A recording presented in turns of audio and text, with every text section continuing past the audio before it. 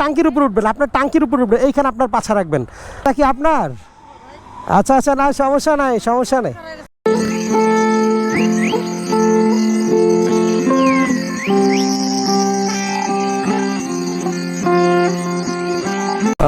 এই একটা বাইক নষ্ট হয়ে গেছে মনে হচ্ছে। এই ভাই কি হয়েছে ভাই? হাওয়া বের হয়ে গেছে। আপনি কি উঠা যেতে পারবেন? আমি আপনারা ধাক্কা দিলে?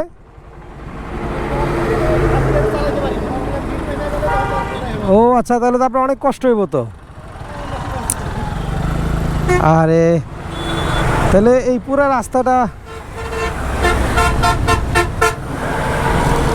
ভাই, আপনার এই পুরো রাস্তাটা তো অনেক কষ্ট হবে ভাই, এটা কি করবেন?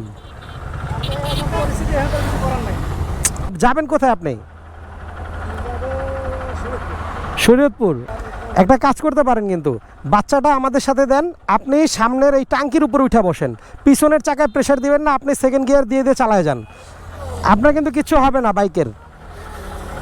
আম্মু তুমি এখানে আসো, তুমি এইটাতে উঠো, তুমি এখানে উঠো, এটাতে সমস্যা আছে।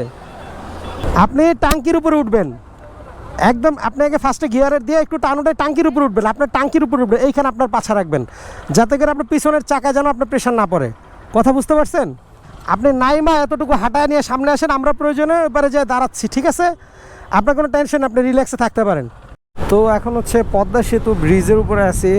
সমস্যাটা হইতেছে পিছনে আমাদের সামনে একটা বাইক ছিল, যেটা পিছনের টায়ারটা হচ্ছে পাংচার হয়ে গেছে, যেটার জন্য উনি ঠেলে নিয়ে যেতেছিল। তো ওনার একটা সামনের বসায় ওনার একটা ছোট মেয়েও ছিল, তো উনি পুরো পদ্মা সেতুটা কীভাবে যাবে? তো এই জন্য আমরা ওনাকে বললাম যে আপনি একটা কাজ করেন, আপনি বাইকটার সামনে ট্যাঙ্কির উপরে উঠা বসেন, বসে তারপরে চালায় আসেন, যেহেতু আপনার পিছনের টাকা পাংচার হয়েছে। আর আমরা আপনার বাচ্চাকে নিয়ে আমরা ওই পারে গিয়ে দাঁড়াই, তাহলে আপনি এতটুকু আসতে পারবেন আরামে। ও আমাদের সাথেই আছে, আমরা একটা মিস্টেক করে ফেলছি, ওনার ফোন নাম্বারটা নিয়ে আসি নাই। এখন উনি ঠিকমতো এই পারে পৌঁছাতে পারলেই হইলো। আস্তে আস্তে আস্তে।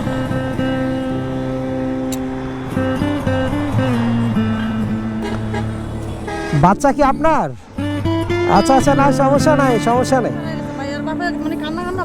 না না না, আপনি কি ভয় পাচ্ছেন?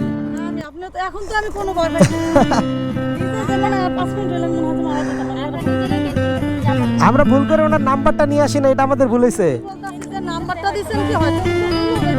না না, এই জন্য আমি এই জন্য এই জায়গায় দাঁড়াইছি, চিন্তা করছি এখান থেকে দুইটা রাস্তা ভাগ হয়ে যাবে, উনি এখান থেকে আইসা হয়তো আমাকে না পায়, ডানে যাবে না বামে যাবে, এই জন্য এইখানে দাঁড়াইছি। না না, এটা ওনারও আমাদের একটা মিস্টেক হয়েছে যে আমরা মোবাইল নাম্বারটা নিতে পারি নাই। না না না, সমস্যা নাই, উনি আমাদেরকে ওইভাবে ভেবেই দিছে যে আমরা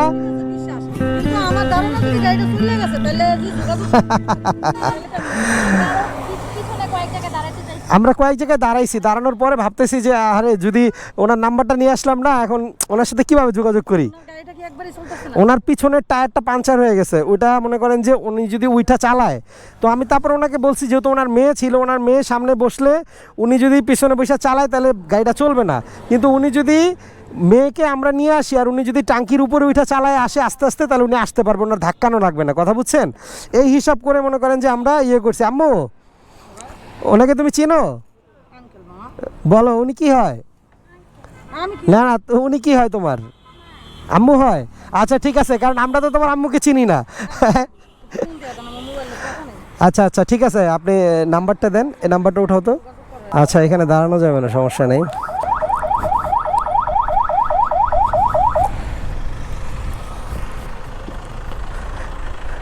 আসসালামু আলাইকুম। জি স্যার, একটু ইমার্জেন্সি, মানে এই বাচ্চার বাবাটা যে বাইকটা নিয়ে আসতেছিল ওটার পিছনের চাকা পাংচার হয়েছে, তো উনি যাতে সামনের ট্যাঙ্কির উপরে উঠা বৈশা চালায় আসতে পারে, এই জন্য ওনার মেয়েকে আমরা নিয়ে চলে আসছিলাম। তো এখানে আবার ওনার ওয়াইফ আবার আরেক বাইকে আসছিল, উনি এখানে দাঁড়ায় আছে ওয়েট করছে যাতে ওনাকে বাচ্চাটা নিতে পারে।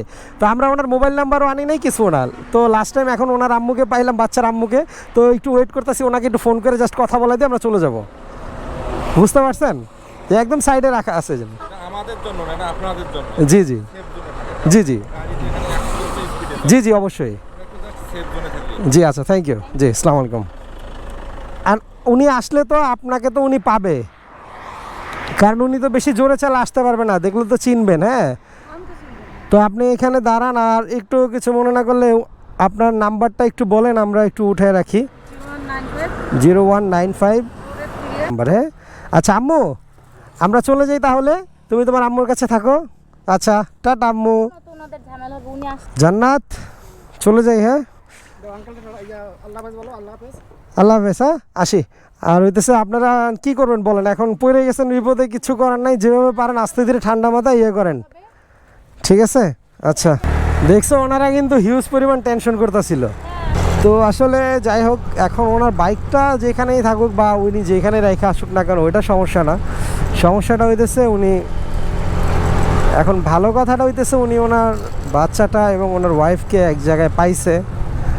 সো আমরা ভাবতেছিলাম যে উনি বামে যাবে না ডানে যাবে, তো মোটামুটি আমরা ভাবতেছিলাম যে হয়তো উনি আসলে এই পথেই আমি দাঁড়ায় থাকবো, যেহেতু উনি নামলে আমি ওনাকে দেখতে পারবো।